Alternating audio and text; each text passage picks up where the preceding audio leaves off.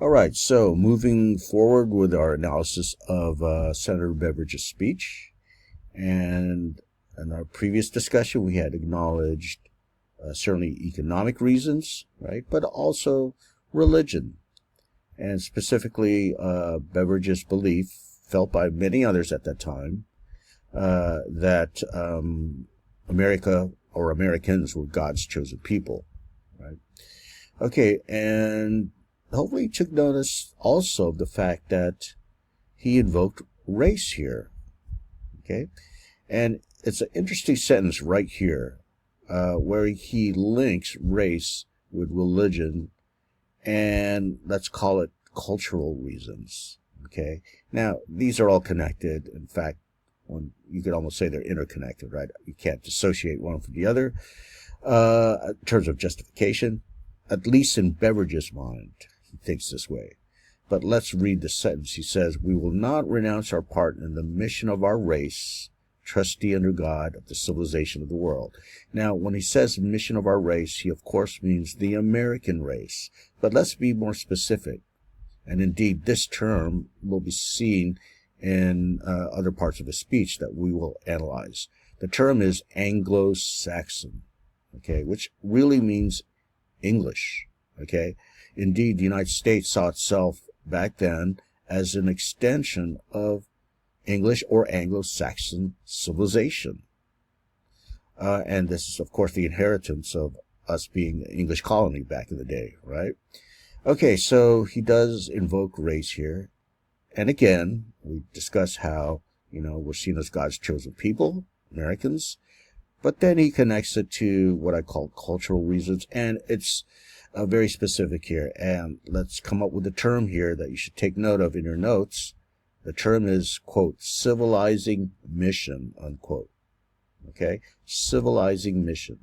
And I kind of talked about it here with the regeneration of the world, but the civilizing mission is basically this task of bringing Western technology, Western religion, namely Christianity, Western knowledge, like science and what have you, right?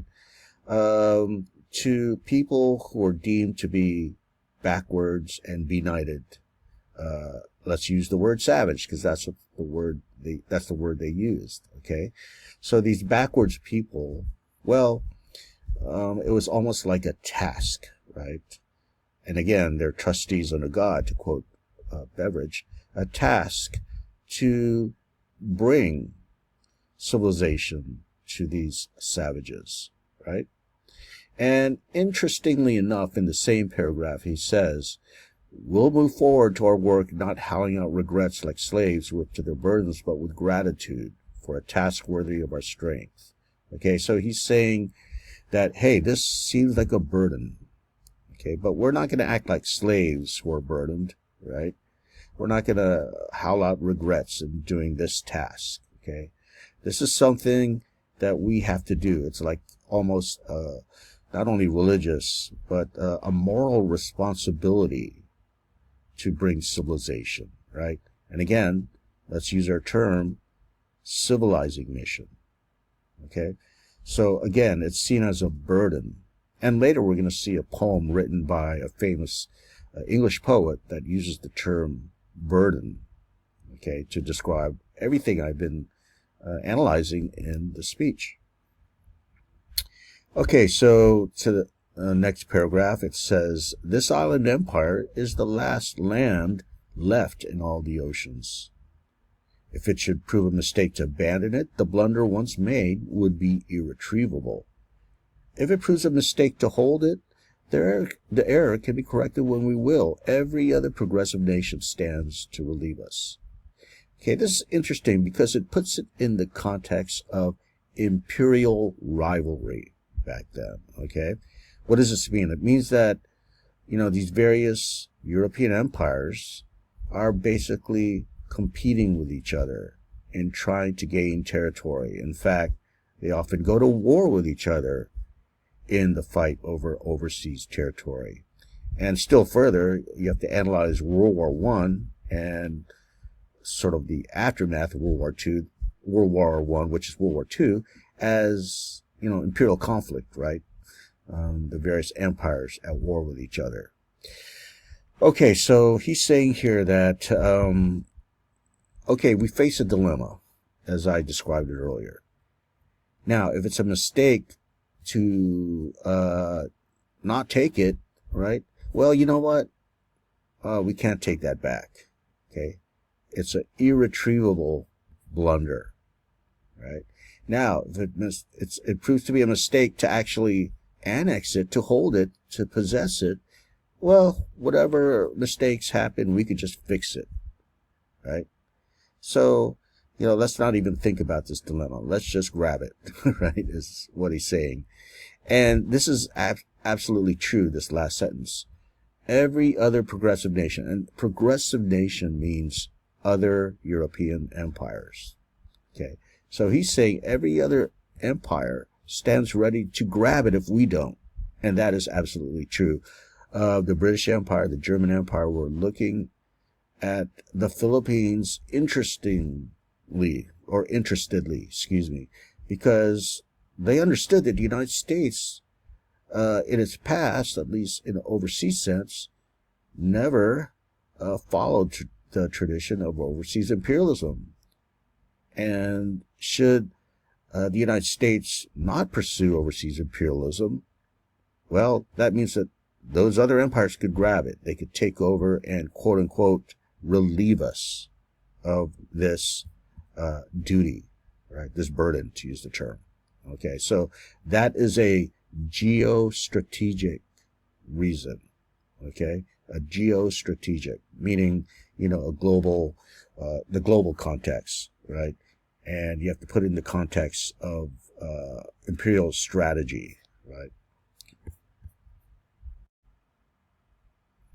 Okay, so here's the next part of the speech. But to hold it will be no mistake. Our largest trade henceforth must be with Asia. The Pacific is our ocean. More and more Europe will manufacture the most it needs, secure from its colonies the most it consumes. Where shall we turn for consumers of our surplus? Well, geography answers the question. China is our natural customer. She is nearer to us than to England, Germany, or Russia, the commercial powers of the present and the future. They have moved nearer to China by securing bases on her borders. The Philippines gives us a base at the door of all the East. Okay, much of this goes back to geostrategic reasoning. Okay, and also economic, though.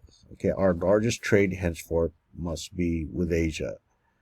And he says here that, okay, you have these various European empires, and the colonies serve as markets for their surplus goods. So he turns around and says, where are we going to turn for consumers of our surplus, as noted here?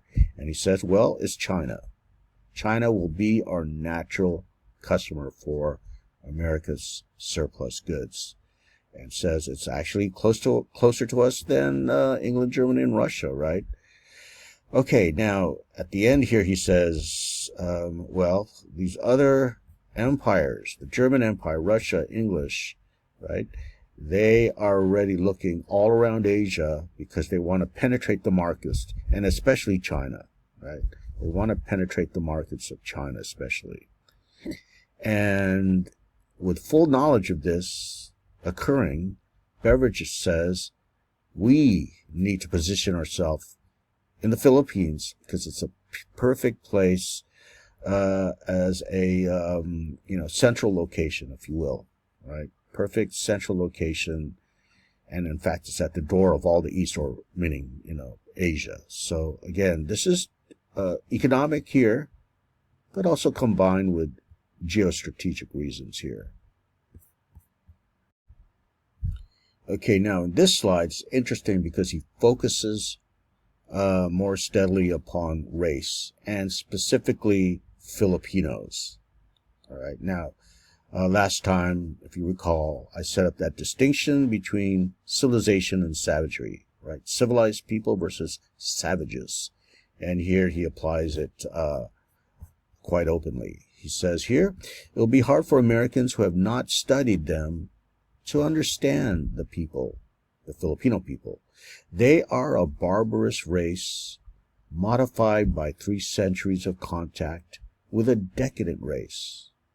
Now, this sentence here, they are a barbarous race modified by 3 centuries of contact with a decadent race, basically says, yeah, they're already, barbaric or barbarous, but he also notices that they've been colonized for 3 centuries, 300 years, by the Spanish, and Beveridge calls them a decadent race. So, if anything, the Filipinos are hopeless, right? They're barbaric and decadent.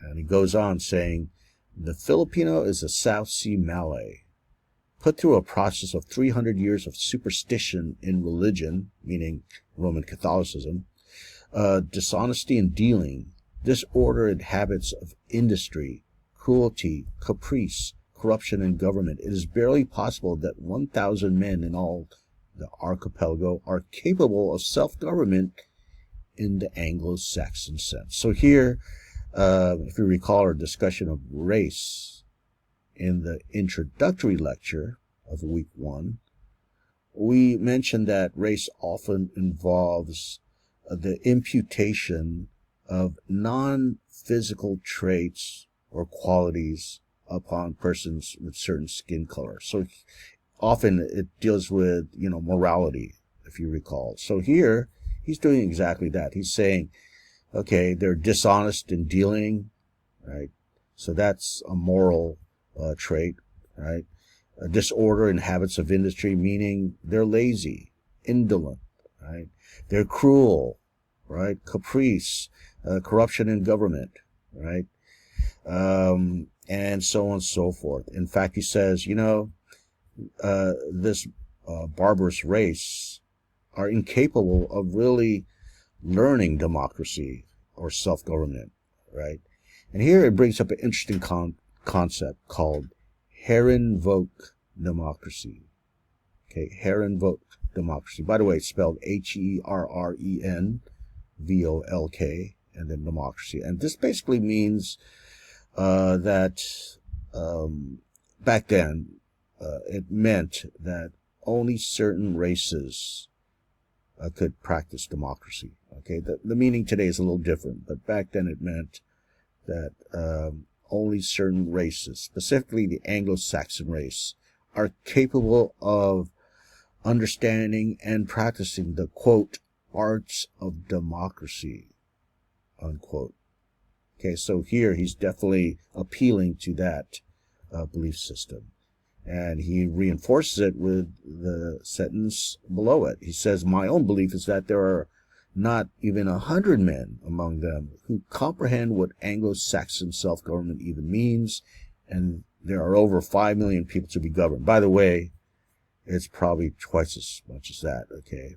There are probably about 10 million or more Filipinos in 1900, right? Okay, so again, Herrenvolk democracy at work here. He says that, they're incapable of understanding democracy, but you connect that with the civilizing mission. Maybe the United States, he could argue, should be as the standard bearers of democracy should be the particular race chosen by God to introduce democracy to them, right?